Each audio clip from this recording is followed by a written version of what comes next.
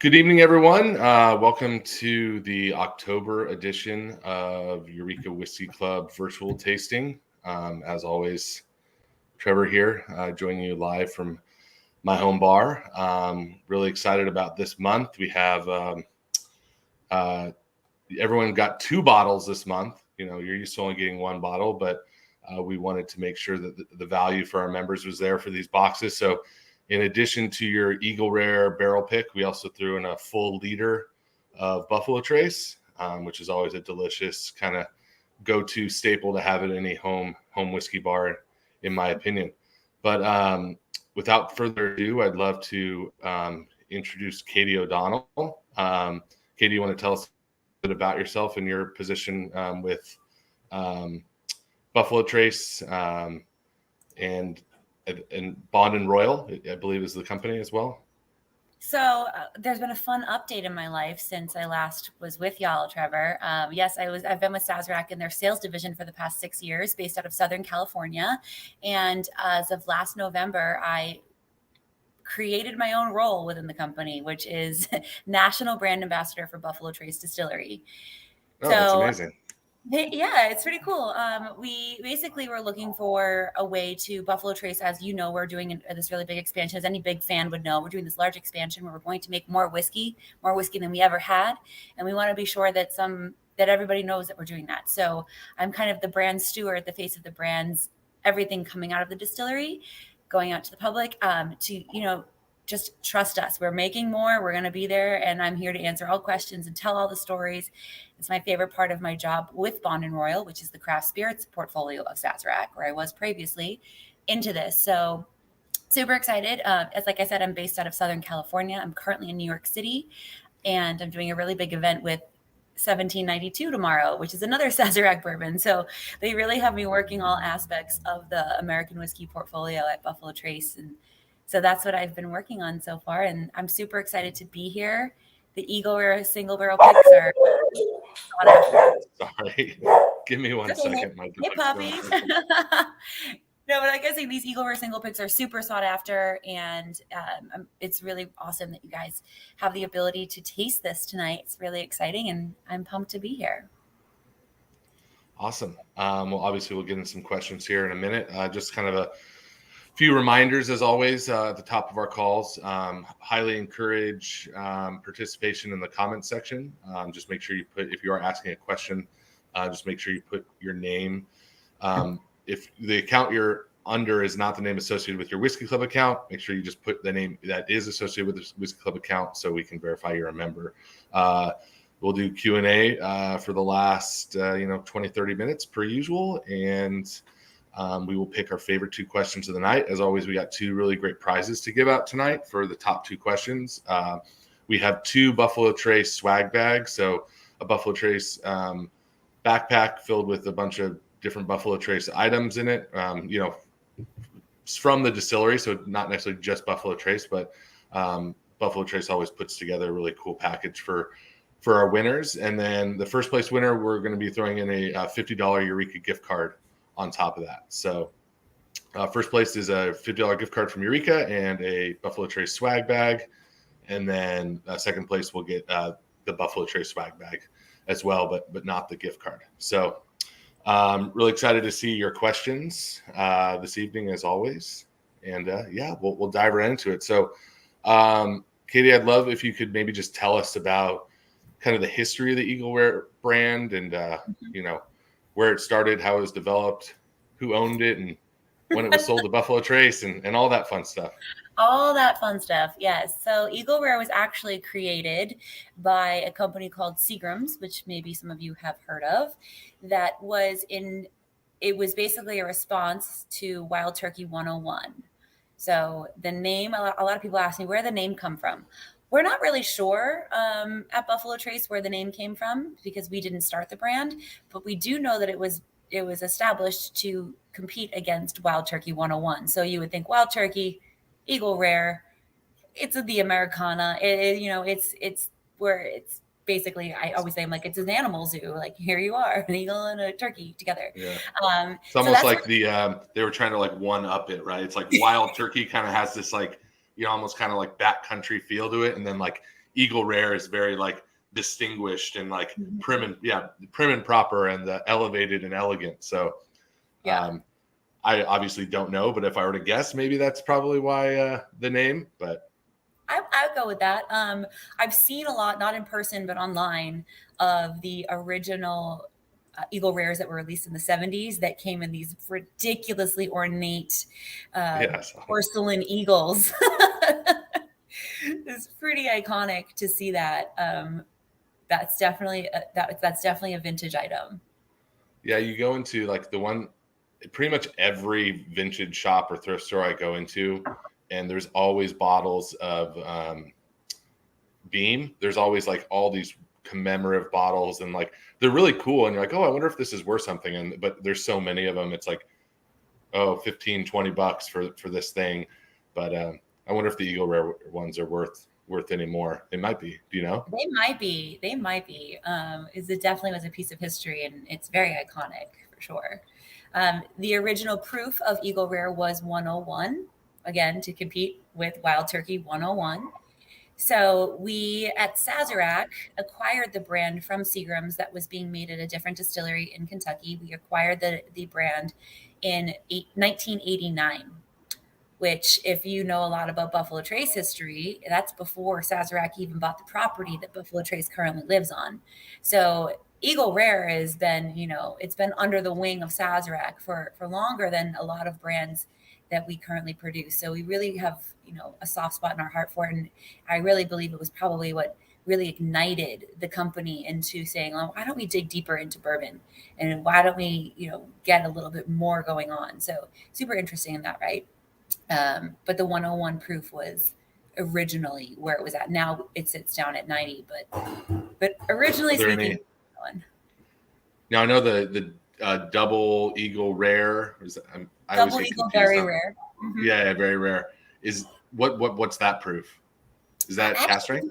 Okay, I have to be honest with you. I actually don't know what the proof of is that, because I drank it once and I had to sneeze it.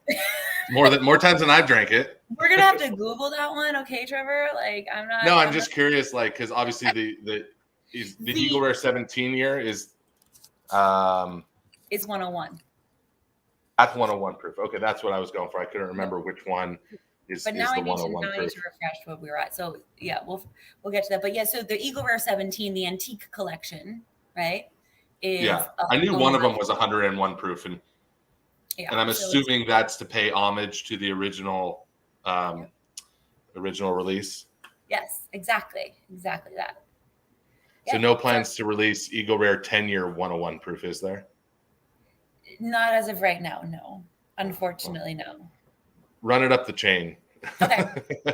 I have a lot of requests. And one of them, I can't really release what brand, but one of my passion projects for the past 3 years today finally got we should maybe take your advice. So let's go for it. Let's push for it. Cask strength Eagle Rare would be amazing too. I'm sure people would love that. But I'm sure you hear all the requests from all the whiskey nerds of all the things they'd like to see. So that's my one request, I guess. Add it to the laundry list. Taking it out. We want to have a special limited release for Eureka.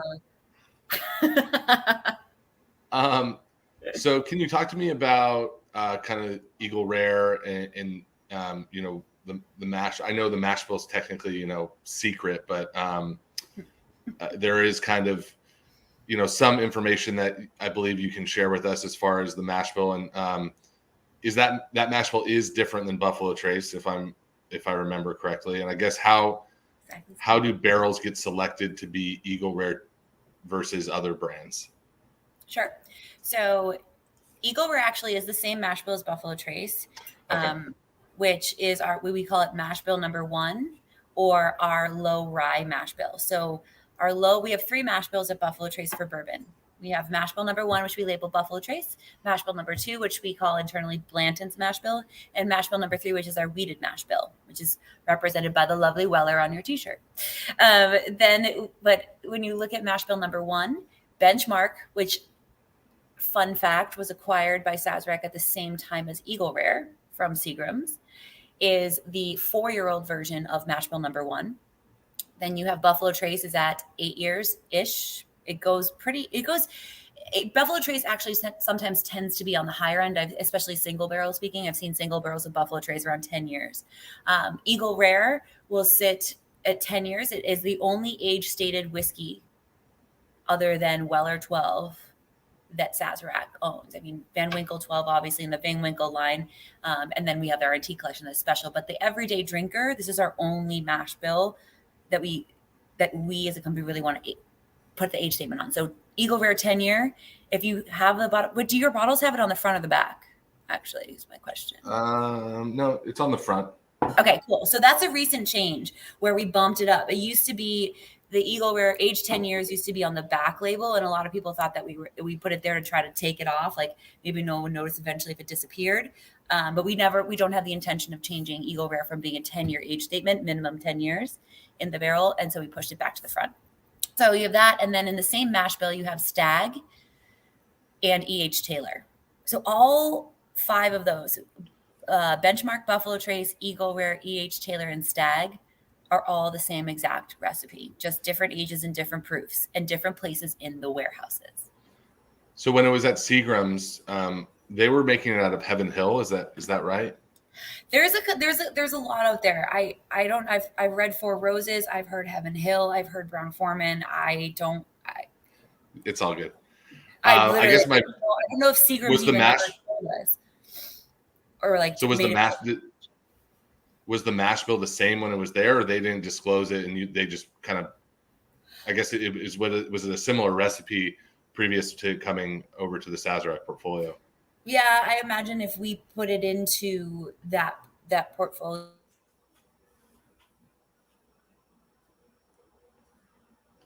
Katie, I think we lost you.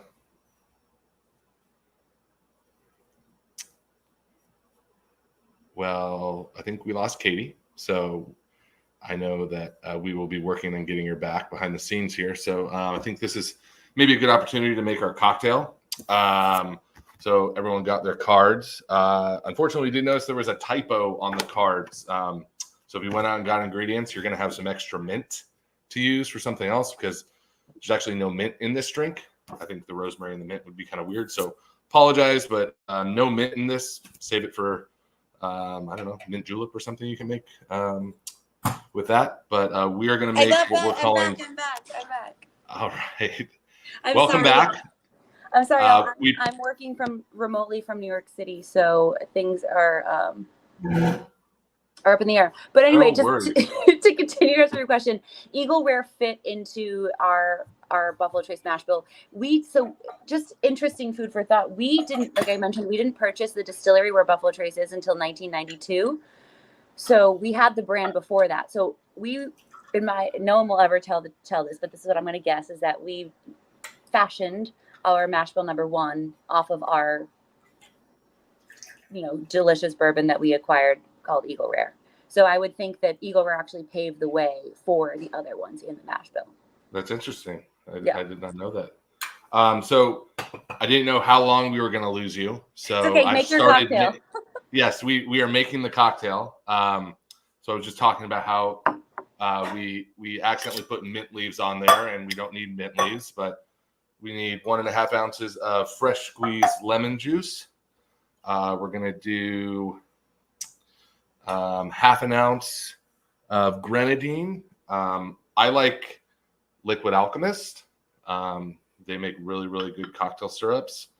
Whatever grenadine you're using, ideally it's something that doesn't have red dye number something in it. But if that's what you're using, then totally fine as well.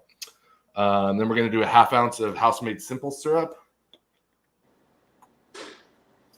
So obviously some fall-like colors or fall-like flavors here. I'm going to torch a couple rosemary sprigs. You can see. That's a really great Foley sound effect right there. The blowtorch on. Going to dump those in there. And then I'm going to use my bourbon, 2 ounces of Eagle Rare 10-year. Barrel pick, of course. And then we're going to add ice and take this lovely cocktail up.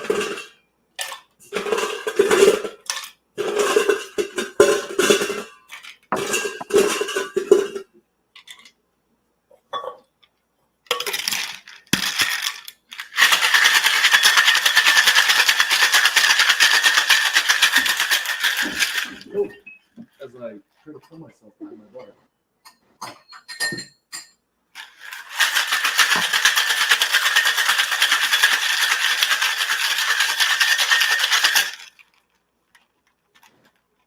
It's really funny. I did a cocktail commercial shoot with Sazerac recently, and the actress that they had hired to shake the cocktail like wouldn't shake it hard enough, so they had me come in underneath the microphone and shake a cocktail while she shook her cocktail. So we got that sound effect perfect. Awesome. Yeah, when we're training new bartenders, I always tell them it's like a lot of new bartenders struggle with getting kind of that 3-point shake with, create that proper cyclone of sorts in the shaker tin. But I always tell bartenders, it's like, listen. It's more important to listen to the tin and try to just repeat that sound. That'll help you a lot.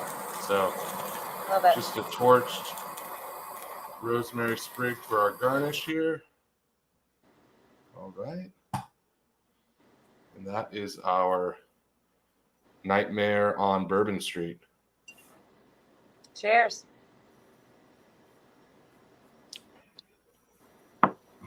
Beautiful. Nice fall inspired cocktail. So I think we were talking about the mash bill. That's definitely cool. I did not know that kind of Eagle Rare set that mash bill number one, for brands like Buffalo Trace and Well moving forward. I had a question for you. I guess we kind of talked about Eagle Rare being introduced in the 70s, and like we said, it was kind of what I've read and understood is that it was introduced to kind of hopefully reintroduce bourbon.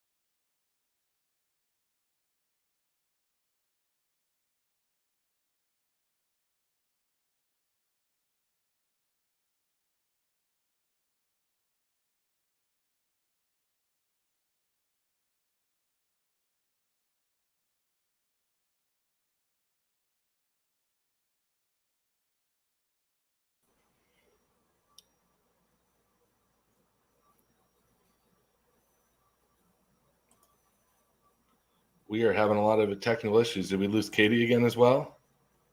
And we lost me. Okay. Well, hopefully you were able to make a cocktail for yourself. Just kind of some insight on this drink. I always like, and I think I've said it before on this call, I always like to put a little bit more citrus in my drinks versus sweetness. I feel like it kind of just brightens things up a little bit. So if you're looking for more of a sweeter drink, maybe try 1 ounce of the lemon juice versus that 1.5 ounces, or you can go 1.25 ounces. Just play around with it, see what you like.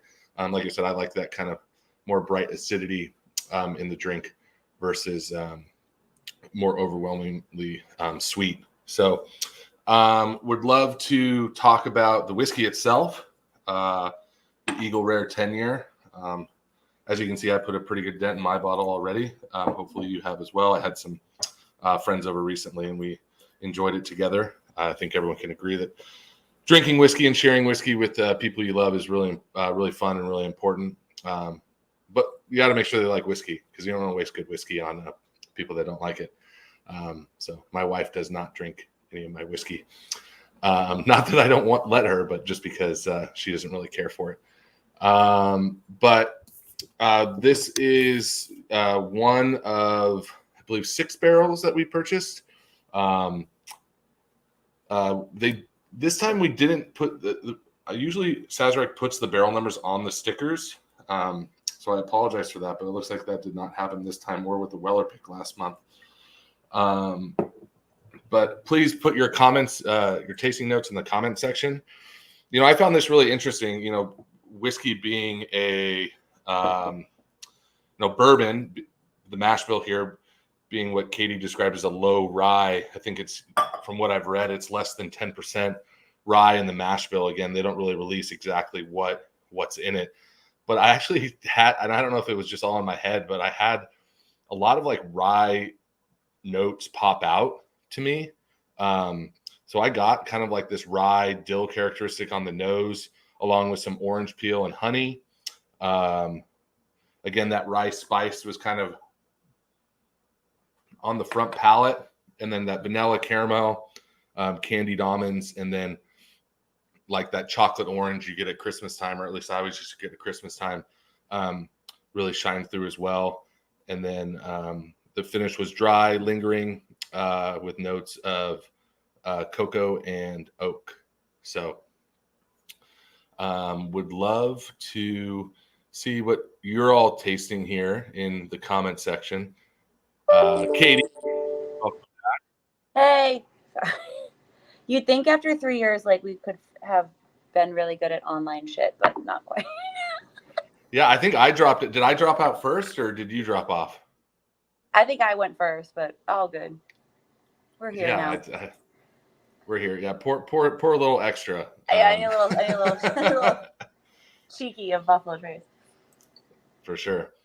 Yeah, so we were talking about the whiskey, and before the call, you and I were talking about kind of some specific information about the barrels that you had dug up that I think our members will appreciate. So I'll pass it to you to kind of to share that information. I was also saying that I know that, and again, I could be going crazy, but I know it's a low rye mash bill, but I was getting like the rye, to me, at least in the pick I got off, was kind of shining a little bit, especially on the nose for me. I still got, your classic vanillas, caramels. But I think that's what at least made this barrel unique for me. The bottle that I got was it had a little bit of that rye characteristic that shined through a bit, which I thought was really nice. But yeah, again, if you're having tasting at home, please comment on what you're tasting, what you're smelling. And Katie, please tell us about these wonderful barrels that we selected. Sure. So oftentimes when I talk about Eagle Rare as a brand, I talk about it being a very mature whiskey. It is mature for its age. It does have that more robust flavor. So the rye content does come out. It must be a sweet spot for rye, right? Because we taste more of the sweetness at Buffalo Trace, which is slightly younger, and E.H. Taylor, which is slightly younger. And then it's hard to discern what rye content is in Stag when it's uncut, unfiltered. But this is always with Eagle Rare, I get that more mature rye, robust fill. All of your barrels that you're tasting today, there's multiple, which you're so blessed, were put into the warehouse in 2011. So I like to do a fun thing when I taste, especially single barrels or vintage barrels or age-stated whiskeys, is think back to 2011. So for me, in 2011, I had just left New York City and I moved to Los Angeles, where I've now been for 12 years. So I definitely have a memory of what I was doing in 2011. And what this whiskey was doing in 2011 was being born and put into this barrel. It's pretty cool. All of them. There are varying months of the year, from February to June to November. It's basically February to November, where all the barrels were aged. And all of these barrels were aged for a minimum, like each individual, they're all single barrels, right? You're all getting a little, there's so many single barrels. There's so many of you that love that love Eureka and this program. So we have multiple. So some of them were aged from 10 years and 9 months all the way up to we have 11 years and 2 months. So they're all between those two areas of aging, which is really, really great to know.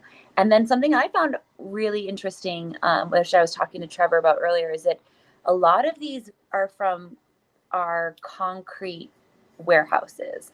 So if you think about a traditional bourbon rick house, it's made from wood, because that's what they had when they were building these, like Warehouse C, for example, on our property, is a dirt floor wood warehouse that holds 25,000 barrels. And what that does is it allows air to flow through the floors at a, casual, natural cadence, and it affects the whiskey in a different way than if one of these barrels is from Warehouse P, which is our one. That's also where we put the last drop, if anybody has heard of the last drop before.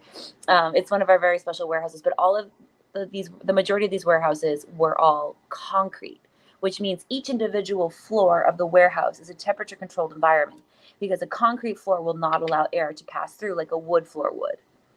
It's very interesting. You're getting a longer age statement out of those kind of warehouses than you would get out of some of the wooden warehouses.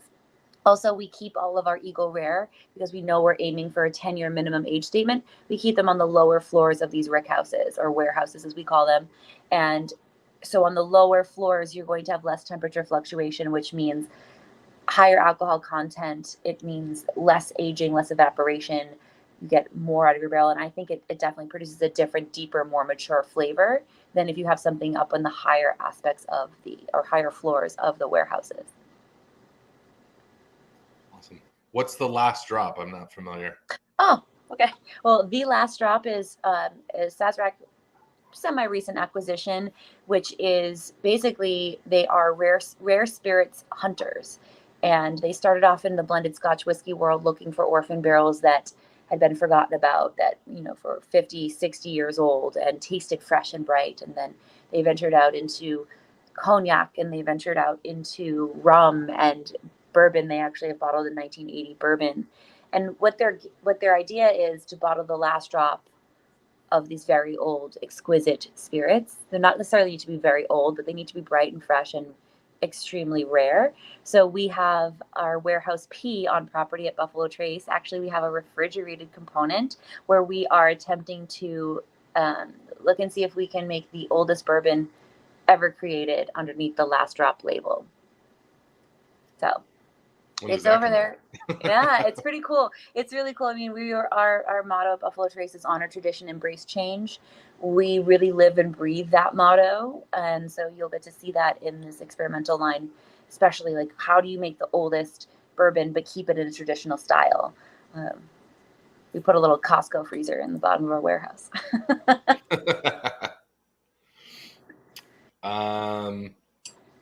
Cool. I think I have a couple more questions. Cool.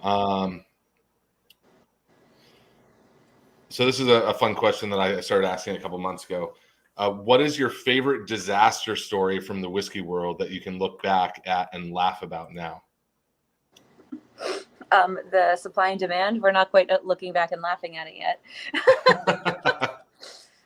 That's definitely what I get pushed with the most. I think something that set the bar, which is very near and dear to our hearts at Buffalo Trace, is our E.H. Taylor Tornado release. The Tornado Survivor. So Warehouse C, built in 1885, in 2006 withstood a massive tornado, which took off the roof of Warehouse C and exposed the top 2 floors of the warehouse. And we actually took those barrels that were exposed to extra elements throughout reconstruction and bottled them and put them into a limited release E.H. Taylor barrel that some people have probably heard of. If not, good luck finding it. It was a one and done. Obviously, those barrels, we don't want a tornado to hit there again. We do not want to recreate that, but it produced something that was really cool. So now anytime that something happens in Kentucky, a warehouse collapses, or there could be there's a fire or something and some of the barrels remain, we always joke that people can do a limited release of their surviving barrels. But the warehouse one was really the best one. And my really interesting fact about this was, so many of you probably are familiar with this gentleman named Freddie Johnson, who's an amazing icon in the bourbon industry, one of my coworkers at Buffalo Trace. We were in Kentucky during the springtime this year, and I'm from California. I'm not afraid of earthquakes, but I'm a little terrified of tornadoes. So I was talking to him. I was like, well, if there's a tornado, what do you do? And he goes, you run to the middle of Warehouse C and you stand there. I was like, okay, because that warehouse has already stood the test of a tornado, and the whiskey, Smart. yeah, and each whiskey barrel weighs 500 pounds when it's full. So it might be even better to find out which warehouse was filled most recently, because the way warehouses are built is from the inside out. So the ricks that you build to hold the barrels are built before the exterior walls are built. And the reason for that is if a tornado comes, it'll tear off the walls, but the interior structure will be exactly maintained. It will be perfect. So the barrels will be saved from this. So I think that's a really cool, interesting fun fact.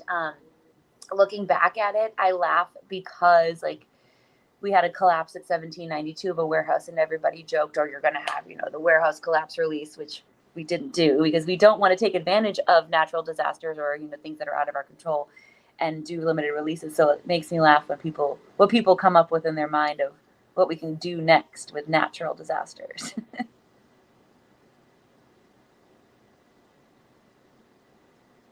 Oh, and now he's gone too. I can keep talking.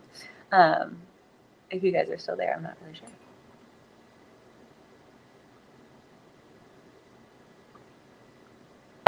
But for sure, anytime there's a tornado,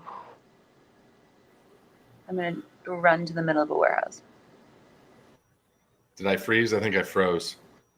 You froze a little bit, so I was like, oh, just wait for you to come back. You're back now. You're good.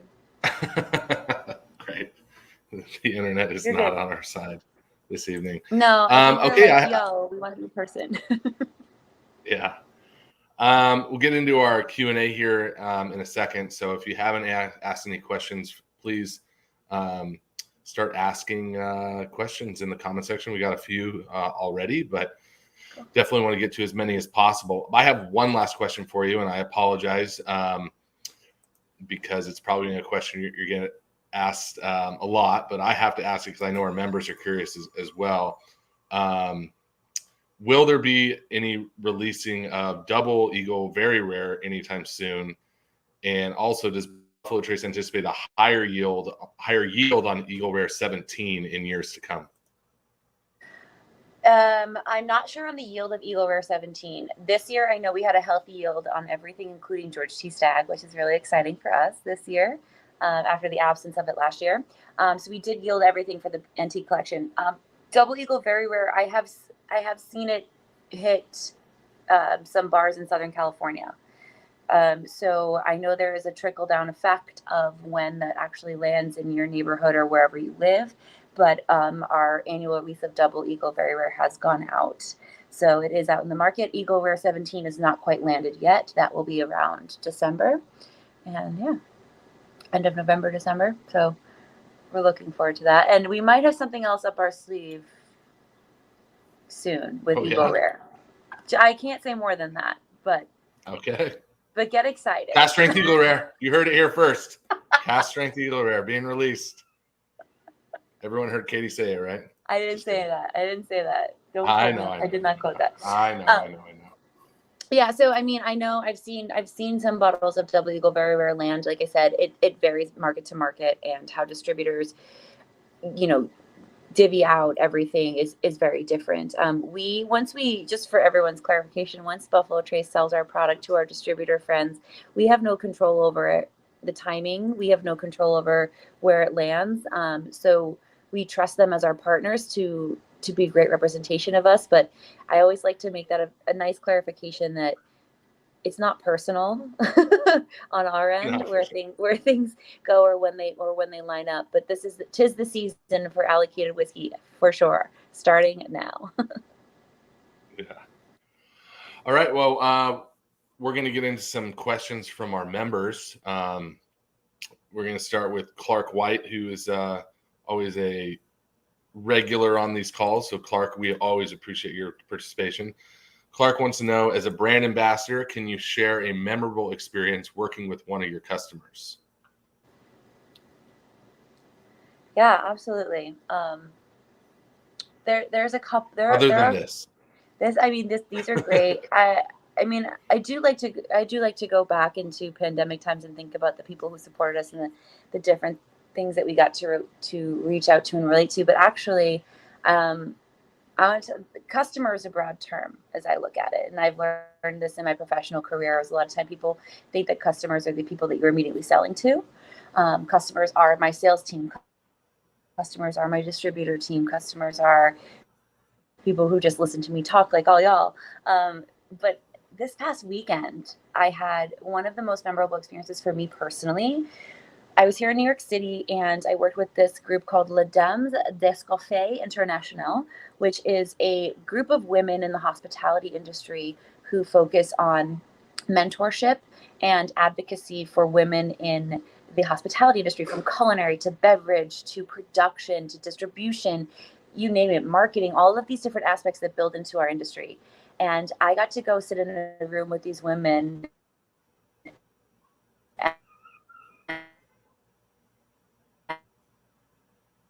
and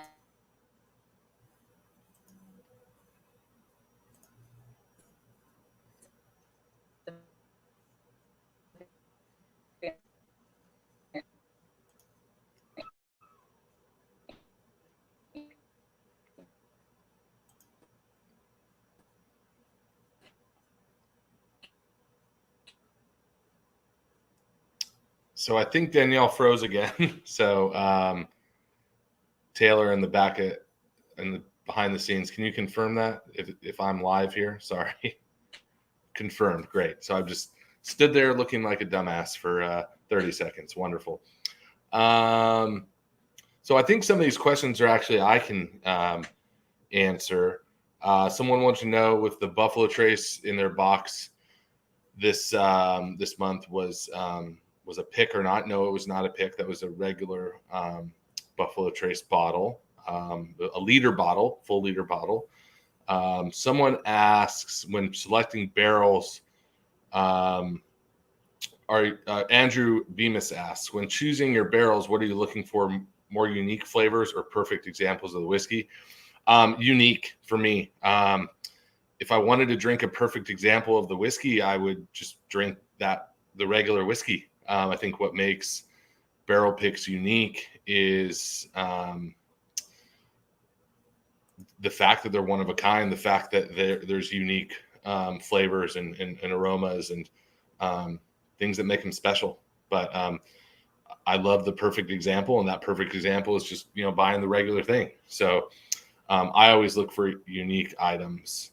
I think we got Katie coming back. I made it back. All right. I think you need to pour yourself some more whiskey. Okay. You don't have to test me twice. It's late here on the East Coast. Yeah, I think you're lagging still a bit. You sound like a robot dying slowly. Can you hear me? Yeah, we lost her again. All right, we're going to get to some of the more of these questions. Feel if I can answer any. What is your favorite? Drew Hall asks, what is your favorite cocktail besides your own? Have you ever found a way to get sake into a cocktail using a Buffalo Trace distilled bourbon? I played around with sake in cocktails as like a secondary liquor. I don't think I've ever used whiskey. I think I'm always, I take that back. I played around with it with single malts, never bourbon. And I played around with it, with vodka and gin. I think sake is diverse and it's cool. It's not my personal favorite, to be honest with you. One of my favorite cocktails I ever created was actually a cocktail that used to be on Eureka menus. I have shared the recipe with a few people that also liked it. Unfortunately we took it off because it didn't sell very well. It was a cocktail where we used a garam masala simple syrup. The name is escaping me at the moment. It's something sunrise but it was like a rum-based cocktail with a garam masala. So it had a lot of like, Indian, think like Indian food, like an Indian tiki cocktail. That was one of my personal favorites that we had on the menu. I still make that at home from time to time. And then, I think the Wild Child cocktail at Eureka is arguably the most successful cocktail I've ever created. It's our number one selling drink, and that's vodka, aloe liqueur, mint simple syrup, aloe. I think I said aloe liqueur already, and then watermelon juice and fresh squeezed lemon juice. I just keep popping back in, like, hey, and then freezing you when I come in.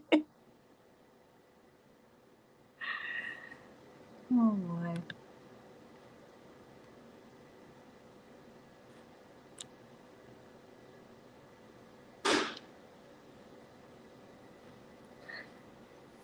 Hello. I swear I have like what AT&T tells me is the best internet available in my area, and yet there's something going on tonight because it's both of us going back and forth. We're like ping pong. So I think there's spirits in the room, Halloween themed. There's Blanton's is here. mischievous. Fun fact, Albert Blanton passed away on the property of Buffalo Trace in his home called Stony Point, where now our marketing offices are. And he has been seen on multiple Zoom calls throughout the year. As a Well, ghost. maybe he's playing tricks. He might be here tonight being like, why are y'all doing Eagle Rare? Why not you have why are you talking about Blanton's? Well, Mr. Blanton, I did try to order some Blanton's single barrel picks this year. I'm not going to say that who told me I couldn't have any, but maybe you should follow up with that person. But just kidding. All right, we're going to get into some more questions here. Okay. So Greg Harrison says, how rare is Eagle Rare based on production versus Buffalo Trace bourbon being 10 years old? How does Buffalo Trace produce the quantities of Eagle Rare that it does and sell it for $30 MSRP, which is awesome? Well, I hate to break it to you all, but we might be raising our SRPs. Just by nothing much.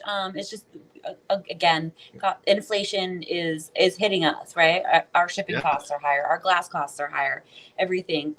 What I really love about Sazerac and Buffalo Trace as a company is that we charge you what we think it should cost, and it's not overcharging. We're not charging for the name. We're not charging for the awards. We're not charging for the provenance. We know we have great bourbon and we want you to try it. So as far as making Buffalo Trace versus Eagle Rare, the difference is time. We have our barrel models in plan all the way out until 2050, actually. I've been with the company long enough now. It's 2050. So we are planning on doing that. Just so all y'all know, we just completed, we haven't officially completed, but we turned a really big corner in our $1.8 billion distillery expansion this week, where we fired up our second still. So what that means is we are going to go from, first of all, let's just back this up for 1 second. In the 60s and 70s, Buffalo Trace Distillery, which was not called that then, but was producing about 13,000 barrels a year.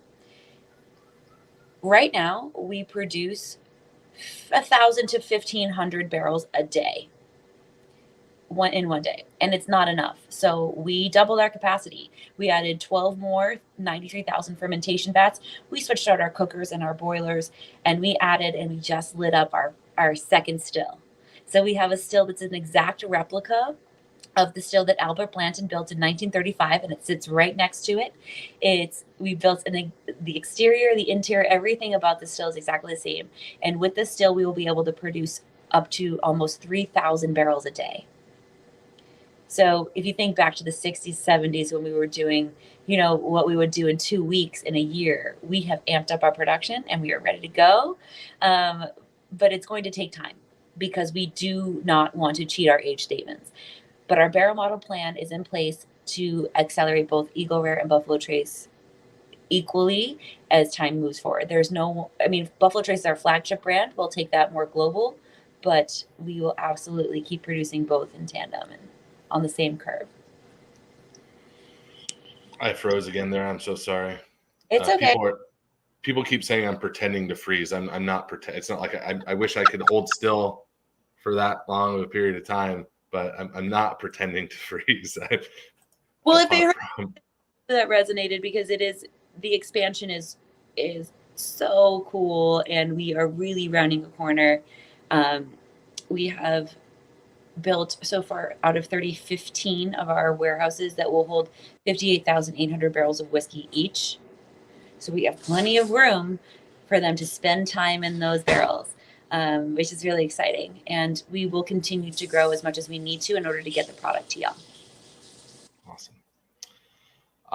Linda Archer wants to know, how did you get started in this industry? Wonderful to see a female in your big role. Oh my God, thank you. Thank you so much. Yes, so I have a degree in musical theater. I lived in New York City for 5 years, and I was waiting tables. And then I said, I don't like this weather. My friends lived in Southern California, so I went out to live with them with no intention of hitting film or television, just to have a change of pace of life. And since I was already in the hospitality industry, I got into bartending.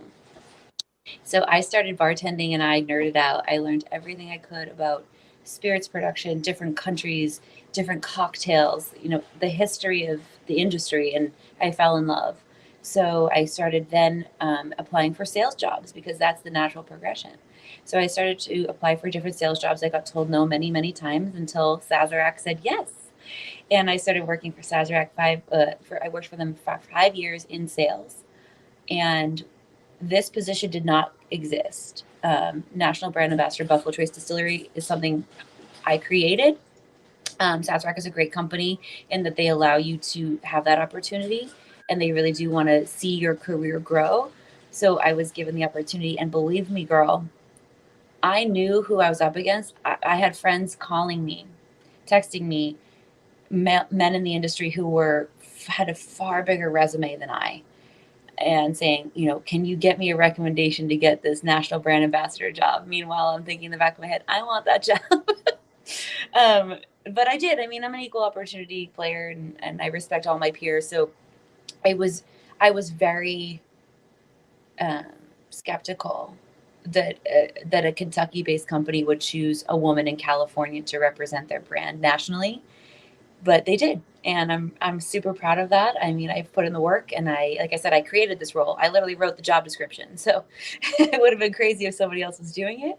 But it was an opportunity that the company gave me, and I appreciate you acknowledging that, because it is something that it weighs heavy on the industry, but we're changing it and we're going forward. So excited.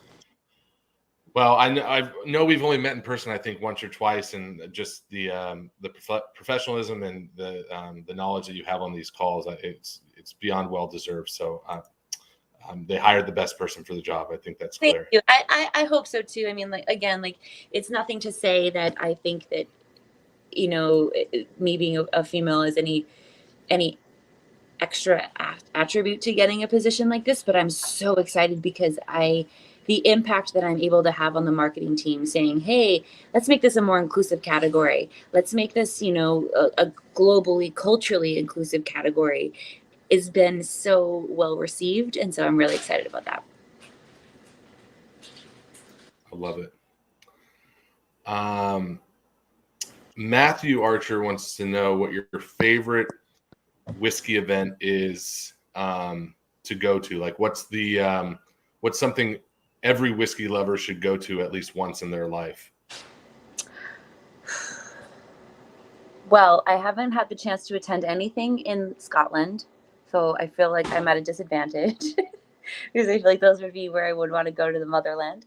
But I I just did a whiskey fest in Breckenridge, and I really love the idea of taking your whiskey passion, finding a location that you maybe want to explore and haven't been to before. Like, I'd never been to Breckenridge, Colorado before, but I got the opportunity to go and to work and to taste a lot of whiskeys, and that was really cool. So I don't think there's a bad place to go and try whiskey. All the whiskey events from our end are very respectable, and I wouldn't say that any one of them is better than the other, but I think you need to pair it with where you want to go. Like, what do you want to see? What can you add on to your whiskey experience that will make your life better and your time better spent? So that would be my advice. It's not a clear-cut answer because I don't think that anyone's better than the other. It's legitimately like, do you want to drink whiskey in Maui under a palm tree, or do you want to go to Breckenridge in the middle of winter and go skiing? Like, what's your vibe? And that's where you're going to have the best time. And they all offer, thankfully, a lot of those places offer whiskey festivals. Awesome. All right, we're a couple more questions here, and then I think we're gonna, because it seems like I'm cutting out, or you're cutting out every every 10 minutes or so. So, not that I want to end it early, but I'm not confident in my internet connection. So, John Bang asks, is there a sweet spot in the Rick House you found for Eagle Rare barrels? Yeah, Eagle Rare needs to live on floor 3 and below.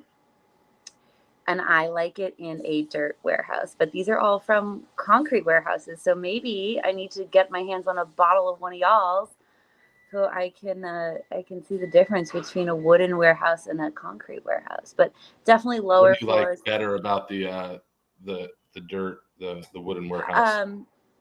So when I open a bottle of whiskey and smell it, I want to smell the distillery, and that distillery to me lives with the wood, with the earth, with the whiskey. And so I love that nostalgic moment. I tasted a Weller single barrel the other day where there were 4 of them, right? There were 4 Weller single barrels. And one of them smelled, I smelled it and I said, this smells like I'm at the distillery. This is the one you should pick because it transports me back. So that's what I look for in whiskeys that I enjoy, is something that takes me back to the distillery, and that's very quintessential Buffalo Trace in aroma and in personality, but the flavor will vary barrel to barrel, obviously. Cool. All right, so last question here, and then we'll choose a couple winners.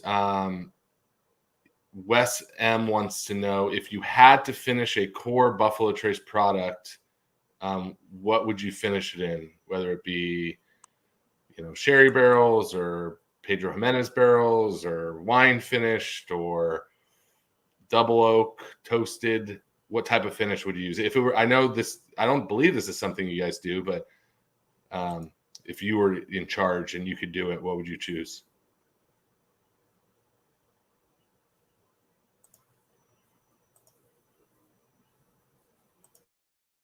We do not finish it. We do not.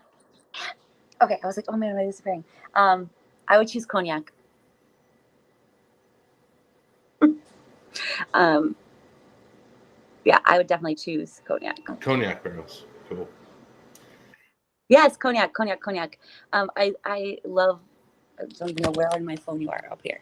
I love whiskey aged in cognac barrels. Very, very interesting to me. So that would be my pick. Cool. Well, someone seems to think there was an earthquake in Northern California that may be affecting our internet connection. I don't know if that's true or not, but I heard. I think he was joking, but he or she was joking. Whoever said that, but that's what I'm going to blame it. That and the ghost of Mr. Blanton. I think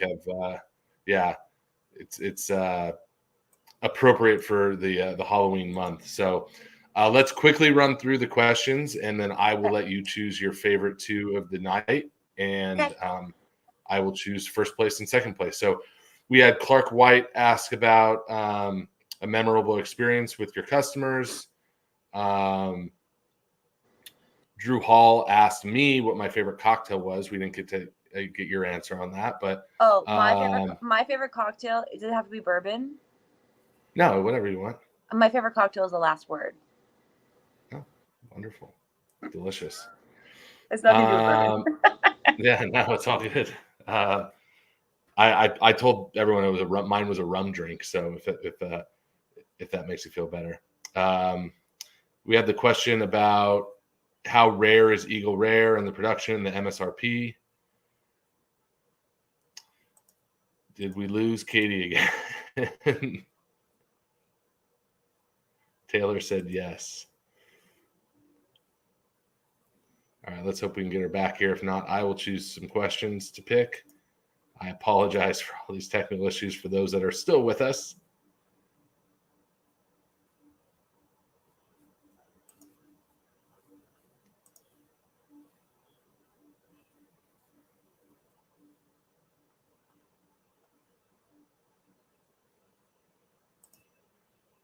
All right. Well, I don't know if we're going to get Katie back, but favorite questions of the night. I'm going to go with Linda Archer's question about, how she got started in the industry and just how wonderful it is to see a female in her big role.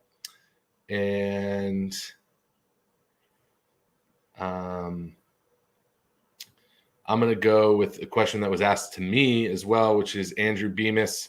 When choosing your barrel picks, are you looking for more unique flavors or perfect example of the whiskeys? And my first place question is going to go to Linda Archer.